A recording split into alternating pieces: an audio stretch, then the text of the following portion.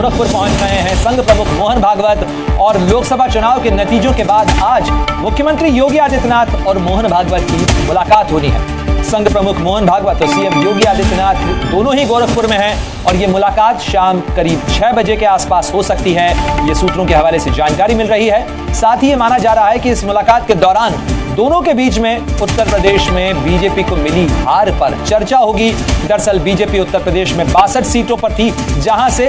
2024 के लोकसभा चुनाव में उसकी संख्या घटकर 33 रह गई है।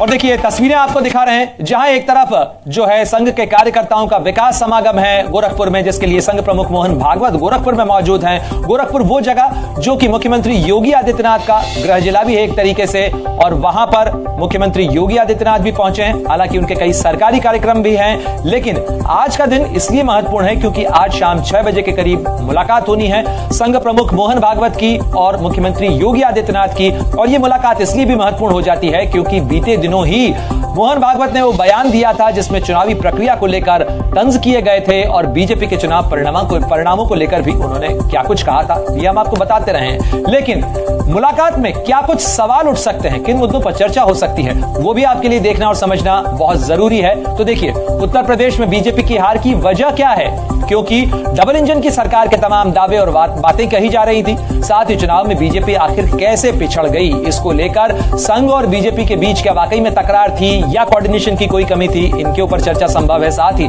मंदिर निर्माण के बाद ऐसा क्या हुआ, यानी 22 जनवरी को भव्य उद्घाटन हुआ था अयोध्या में राम मंदिर का, लेकिन उसके बावजूद न केवल अयोध्या फैजाबाद की सीट पर बल्कि उत्तर प्रदेश की कई सीटों पर बीजेपी को अपेक्षित नतीजे नहीं मिल पाए। साथ ही 33 सीटों पर सिमटने की बड़ी वजह क्या रही, क्या संगठन में कमजोरी थी या कोई और कारण था। और इन तमाम सवालों के बीच एक सवाल अभी भी खड़ा हुआ है और बढ़ता जा रहा है, वो यह है कि क्या आरएसएस नाराज है, वो चुनाव अभियान से क्या दूर रहा। यह सवाल इसलिए खड़ा हो रहा है क्योंकि इसी तरीके के सुर कई जगह से सुनाई दिए थे कि संघ को साथ में नहीं रखा गया, साथ ही वो चुनाव प्रक्रिया में सक्रिय नहीं रहा, यह भी कारण बताया जा रहा है। साथ ही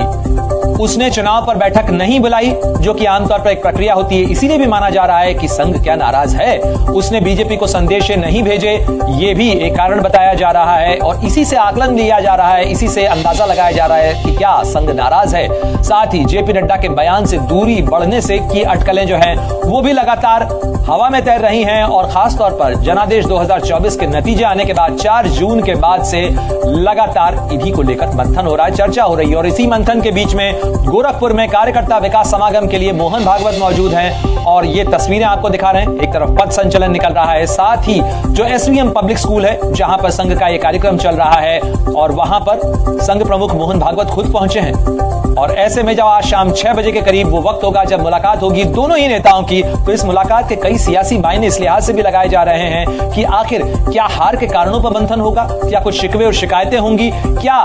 मुख्यमंत्री योगी आदित्यनाथ अपनी तरफ से कोई स्पष्टीकरण देंगे, क्योंकि इस मुलाकात से पहले मुख्यमंत्री योगी आदित्यनाथ ने लखनऊ में अपने तमाम मंत्रियों के साथ भी मंथन किया था और हार के कारणों पर उन्होंने समीक्षा की थी। और इन तस्वीरों के अंदर वो तस्वीरें भी सामने आई थी जब मुख्यमंत्री के अगल और बगल की 2 सीटें खाली थी और ये 2 सीटें थी डिप्टी सीएम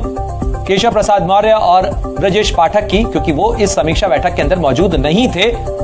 लेकिन मुख्यमंत्री योगी आदित्यनाथ सरकारी कार्यक्रमों के साथ साथ आज चिड़ियाघर भी पहुंचे थे गोरखपुर के। वहां पर उन्होंने जो है कई जो जानवर हैं उनके साथ भी कुछ समय वहां उन्होंने बिताया